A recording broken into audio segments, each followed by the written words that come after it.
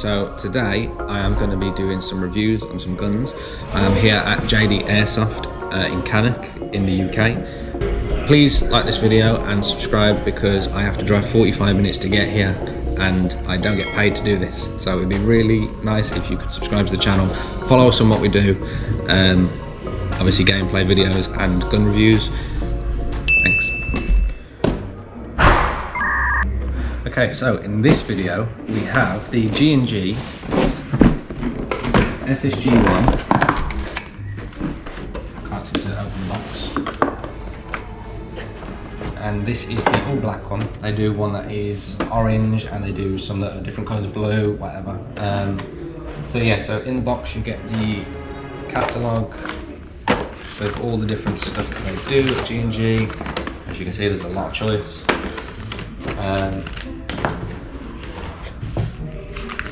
I'll show you on here, as you can see, pistols, everything else that you can get. It's basically a poster with all of their stuff that they do. So yeah, so you get that, you get the SSG-1 series manual. Tells you how to use it, all the different stuff. You already know about all that sort of stuff. And then you have the magazine, which is this translucent magazine, which looks quite cool. I'm not too much of a fan of it, but it looks quite cool. But you get that, and then you have the gun itself. Now, is there a jamming rod? Yep, there's a jamming rod. It comes with a jamming rod. So it comes with a jamming / cleaning rod, and it comes with a speed loader too. So this isn't the best speed loader, if I'm being honest, but you fill that with BBs, you put that in the top, you put that in the magazine like so, and then you just push that down and it feeds all the BBs into the magazine. Not the best one, if I'm being honest. I prefer the other ones, the ones where you just click it like that, or the ones where you can rotary return it like so. Okay, so yeah, so you get the magazine and you get the gun. So I've never used one of these before. I've held one before. I've never fired one before. I can't hear ya. So yes. So as you see, G&G comes with a sticker. Yeah, this is a bit of a controversial gun because of the way it looks. It's very paintball-esque of a gun. There is certain things about it people don't like. So for instance this, I don't mind the stock, I don't mind the fact that it drops down like so. I'm not actually sure how you do it because I've never done it before. So do it that way. I can't remember, I've never looked at a review on how to do it. Nope, it doesn't go down. I think you actually have to undo that. I think you actually have to undo the Allen key and then it does drop down, I think. I'm not sure.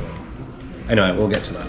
But yeah, so nice gun. As you can see, this whole trigger block is very different to a normal gun. The magazine is here, so it feels like a very nice click as well as you put the magazine in. Mag release is there. Now this is obviously designed so you can do 2 fingers like so. You might be able to do 3, or 1. But yeah, so you have 2 fingers like that, and then you can drop the magazine like so, and then you can put the magazine back in like so, and then you can adjust the hop unit like so by pulling that back, and then it actually locks the cover in place. So you can drop the bolt back, and then you can still adjust the hop up wheel like so. And then how you drop it back down is this little button here on the side. You click that, and then it drops it back in like a normal AR or M4, whatever it might be. Now on the front you have this rail on the top and on the bottom. This is probably for either a torch, laser, run cam, whatever you want to use. Red dot on top possibly too, or you could put it here, it's up to you. I can imagine it would be really weird having it at the front, but most people that run these don't actually have anything on the top, because it is literally a run and go gun. It's like a paintball gun. Do I like it? Kind of. Would I get one? No, not for me. It's like a Speedsoft gun. Not that there's anything wrong with Speedsoft. I don't mind watching people play Speedsoft.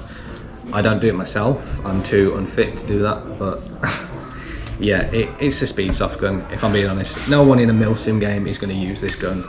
Only Speedsofters will probably ever use this, or if you're just starting out in airsoft and you don't really know what you're going to buy, you might buy this because it looks funny. It is what it is. Okay, so apart from the cosmetics, it's an M4 base with this stock, this front end barrel with this on the front. That's all it is. I'm yet to shoot this. I've never shot one of these, but judging by this trigger, it looks like it's a bit special. It looks like it might shoot quite fast. Very sensitive trigger it might be. I'm not sure. We'll get to that. Yes. So price.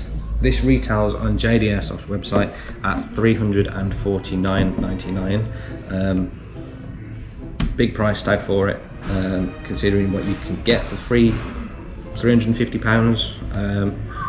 I'm not sure if it's worth it yet because I need to do a shooting test, but yeah, apart from that, there's not really much. Oh, selector switch.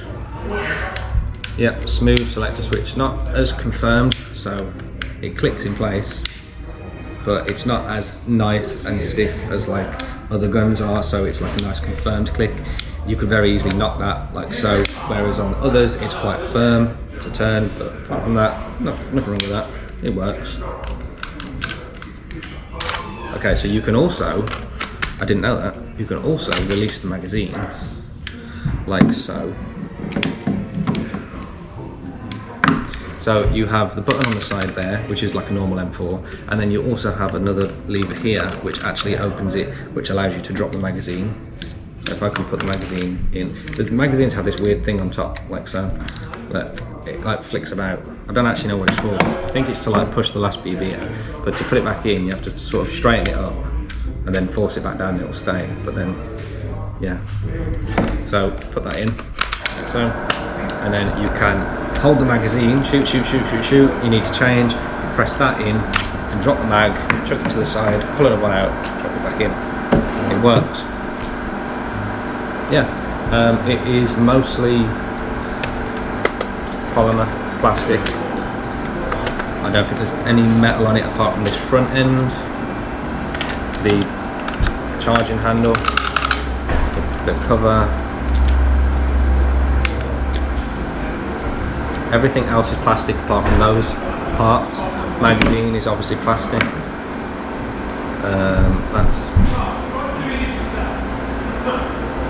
I think the buffer tube might be metal, can't tell.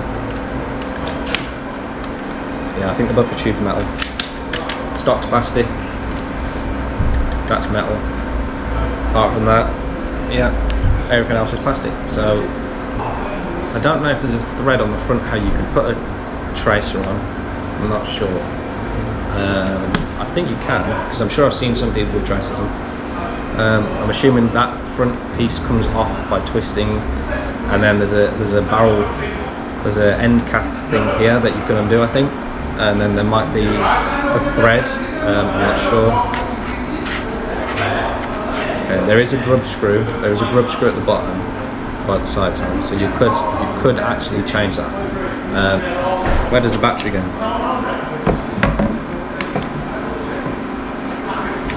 There's quite a nice rubberized buttstock, which is quite nice.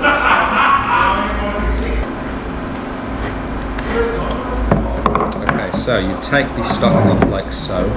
So you have this, which you push up, which adjusts it back and forth, and then there is a latch that you pull down, and then you pull it down, and it will slide all the way off, like so, like a normal M4 one. And it is a Tamiya, mini Tamiya. I will need to get a battery for this to be able to shoot it, so bear with me, I will go and get a battery. Okay, so I'm just going to put a battery in this and fill the magazine up. So as you can see, You can see the BBs go up here, down and around and up, and then it actually has the numbers on the side. So 100, 90, 60, 50, 30, so you know how many you've put in. And I've just put a 11.1 LiPo in it, and then this is how it shoots. Very nice. This is on full auto. And then this is what it's like with two fingers, as quick as I possibly can. So you can't do that like a paintball gun. So it's most likely going to be for your middle finger going like that. But yeah, that's it. So we'll do a shooting test now. See how it performs. I will try and figure out how to put the battery in with all the cables. There we go. So that's how it looks. And you can drop it all the way down, even with the battery in.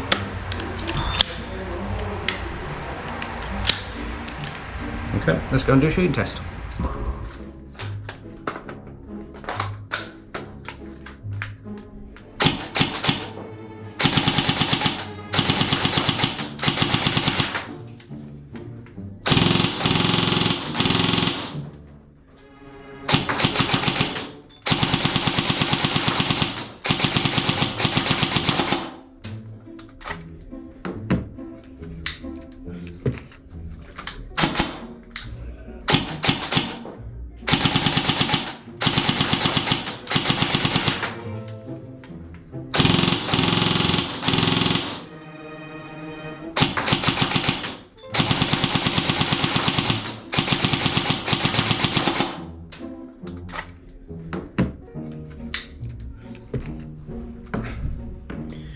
Okay, let me just say something.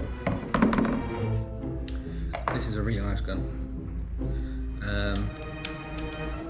Very nice to shoot. Got a very nice recoil to it. Not too much, but it's just right. I do find that the trigger is very responsive, but you can't do the two thing. You can get 3 fingers, but obviously it doesn't make a difference if you're doing that because it doesn't quite work. You've still got to kind of only just use 1 finger. So I think this bit here is a bit pointless. It's more of a design feature really, but I don't think it's worth putting that on. You could just do it one finger, to be honest. 2, it doesn't really work unless you're going to upgrade the trigger to, you know, a really sensitive trigger where you can do that. That's up to you, but it's nice. It's a good gun, fully auto as well. It's nice, it's accurate, shoots like a straight arrow. Would I recommend it? Yeah. If you like CQB, speed soft type stuff, yes, I'd recommend it. Really responsive. You can literally mag dump 100 rounds so quickly with it. As you see, that was 100 rounds in the shooting video. Yeah, very good. Out of 10, what would I give it? It's a G&G, most of it is polymer plastic, some bits of metal, 100 round magazines. The cost is 350 quid. I think it's a little bit steep in price. I think 250 is the right price for it. 275 maybe. No more than 3. No more than 3. It's not worth 3. It's not even worth 350, I think, in my opinion. Would I recommend it? Yes. Out of 10, I would give it a... See, I'm being neutral because I know a lot of people don't like this because it's speed soft / paintball gun, or it looks like a paintball gun. I would give it, honestly, out of 10, a 8. It performs nice, it feels nice, it's very light. Yeah, I think an 8 out of 10. I don't see the point why they made the stock so you could do that though, which I still haven't figured out how to do. I don't see why they made it do that. I can see why, because it's like, if it was angled down, it's more of an angled kind of thing. Yeah, I can see why, but I wouldn't use it because I just prefer having a straight stock in the shoulder like so. But yeah, one thing I do like, I'll be honest, is I like the mag release. I like how you have that little button at that side instead of it having to be this side. I do like that. It's a lot easier, especially because you've got this in the way. So if you've got your one finger like so, it's really hard to reach that. Yeah, there you go. Yeah, I think it's worth getting if you like CQB, Speedsoft style stuff. It's definitely a gun for a Speedsofter. You know, I have some friends that do Speedsoft. I've met loads of people that do Speedsoft, and invariably most of them are okay. You know, it comes with the style of play. I know there's a lot of grievances with Milsim and Speedsoft, but we should all just get on. We all play the same sport, hobby, whatever you want to call it. It's the same thing, it's just a different play style. So yeah, I think it's good for a Speedsofter, not a Milsim obviously, not anything else. It's definitely a Speedsofter's gun. Yeah, that's all I can say about it. I give it an 8 out of 10. I think it's slightly overpriced for what it is, but if you like this gun, then you're going to pay that. End of. Simple as that. Yeah, that's my review of it. Thanks for watching.